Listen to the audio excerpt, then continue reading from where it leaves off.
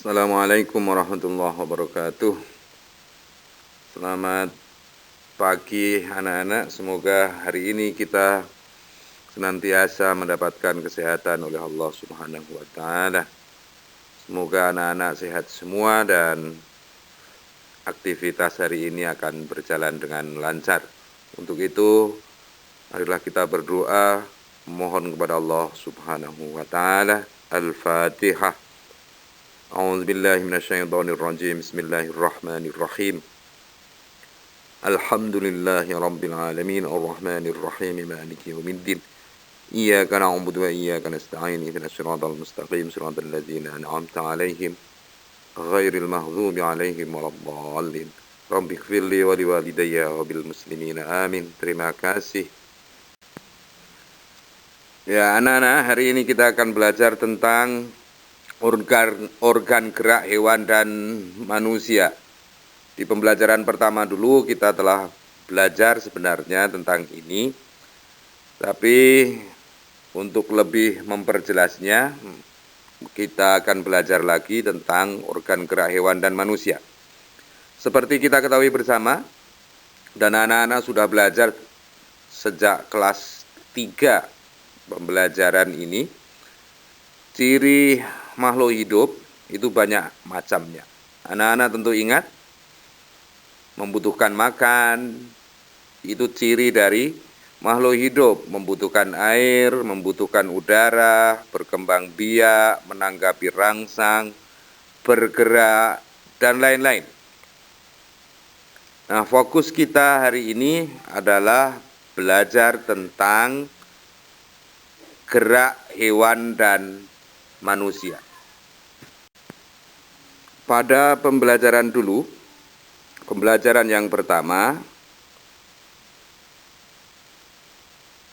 definisi bergerak itu sudah ada, sudah disampaikan.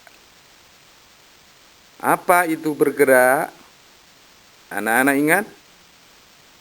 Ya, bergerak adalah berpindah tempat atau perubahan posisi sebagian atau seluruh bagian tubuh.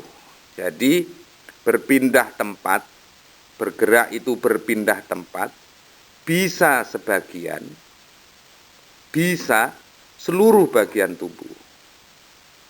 Jadi kadang hanya tangan saja yang bergerak, kadang hanya kaki saja yang bergerak, kadang hanya sayap saja yang bergerak. Nah, itu hanya sebagian. Atau bisa jadi seluruhnya. Seluruh tubuh itu berpindah tempat. Itu namanya bergerak. Ya, kita lanjutkan. Pada hewan dan manusia menggunakan organ gerak yang tersusun dalam sistem gerak. Sistem gerak itu apa? Ya, satu kesatuan antara beberapa komponen, beberapa alat, beberapa organ gerak menjadi satu komponen yang namanya sistem gerak. Menjadi satu sistem yang namanya sistem gerak. Di organ gerak itu berguna untuk berjalan, berlari, melompat, meloncat, memegang, menggali, memanjat, berenang, dan lain sebagainya. Di organ gerak itu bisa digunakan untuk berjalan, berlari, melompat, meloncat, memegang, menggali, memanjat, berenang, dan lain sebagainya. Itu kegunaan dari organ gerak, alat gerak yang ada pada hewan dan manusia. Kita lanjutkan dengan alat gerak yang ada pada hewan dan manusia. Bahwa hewan dan manusia, alat geraknya itu dikelompokkan menjadi dua jenis, yaitu alat gerak aktif, yaitu otot, Yang kedua, alat gerak pasif berupa tulang. Nah, kedua alat gerak ini bekerja sama dalam melakukan pergerakan yang disebut dengan tadi sistem gerak. Jadi kedua-duanya ini saling bekerja sama antara otot dan tulang. Otot sendiri meskipun itu disebut alat gerak aktif, tidak akan dapat bergerak dengan maksimal tanpa ada bantuan tulang. Sedangkan tulang karena disebut sebagai alat gerak pasif, tidak akan bisa bergerak tanpa adanya bantuan dari otot. Lalu mengapa tulang disebut alat gerak pasif? Mengapa tulang disebut sebagai alat gerak pasif? Karena tulang tidak dapat bergerak dengan sendirinya tanpa dipengaruhi oleh alat gerak aktif. Nah, alat gerak aktif itu tadi sudah disampaikan otot. Meskipun demikian, tulang itu sangat berperan besar dalam sistem gerak hewan dan manusia. Jadi tadi sudah disampaikan karena disebut sistem, berarti itu adalah satu kesatuan antara alat gerak pasif dan alat gerak aktif. Kedua-duanya sama besarnya dalam berperan dalam sistem gerak hewan dan manusia. Ya. Mengapa selanjutnya? Mengapa otot disebut alat gerak aktif? Kalau tadi tulang sebagai alat gerak pasif, sekarang mengapa otot disebut alat gerak aktif? Karena otot mempunyai senyawa kimia yang membuatnya dapat bergerak. Jadi pergerakan yang ada pada hewan dan manusia ini sangat besar dipengaruhi oleh adanya alat gerak aktif berupa otot. Saat otot menempel pada tulang bergerak, otot tersebut akan membuat tulang bergerak.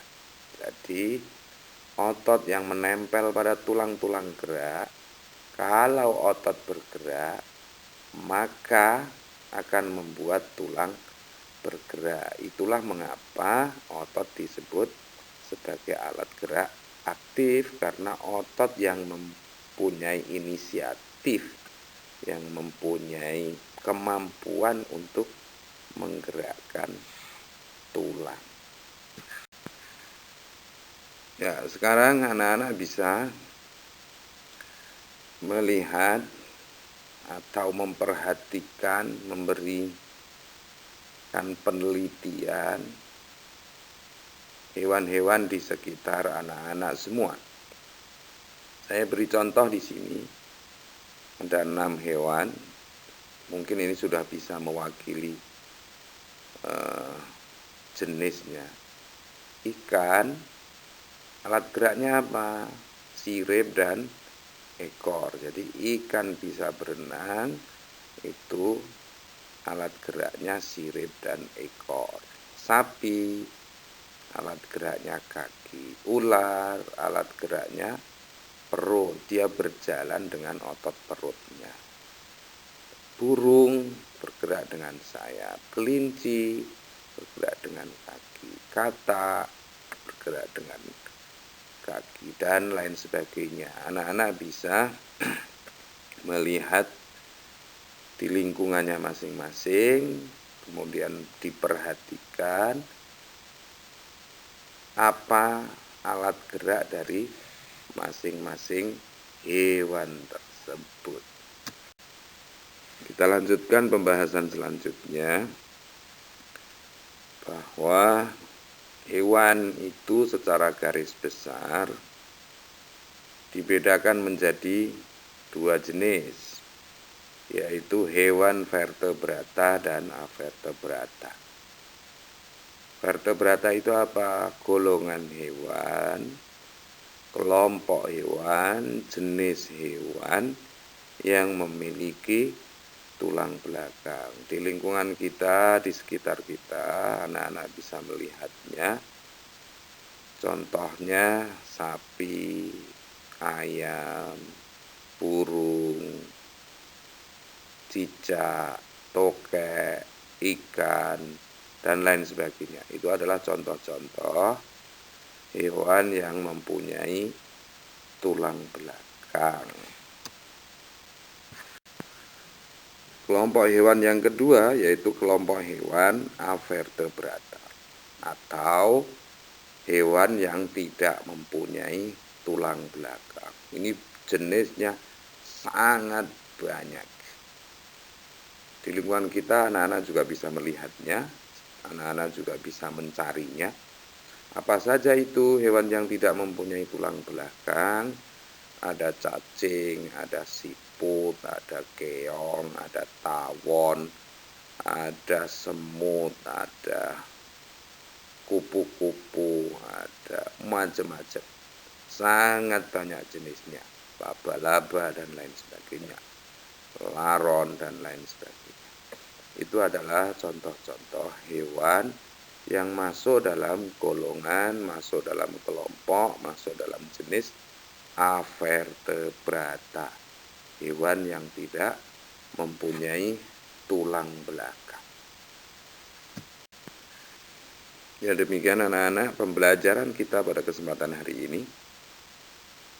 Semoga apa yang kita pelajari ini akan memberikan manfaat bagi kita semua dan anak-anak tetap terus belajar. Semoga dengan demikian Allah memberi hidayah kepada kita semua sehingga ilmu yang kita pelajari ini akan memberikan manfaat bagi kita dan mendapatkan ridho dari Allah Subhanahu wa ta'ala. Sekian dan terima kasih. Tetap semangat, jaga kesehatan, jaga kerukunan.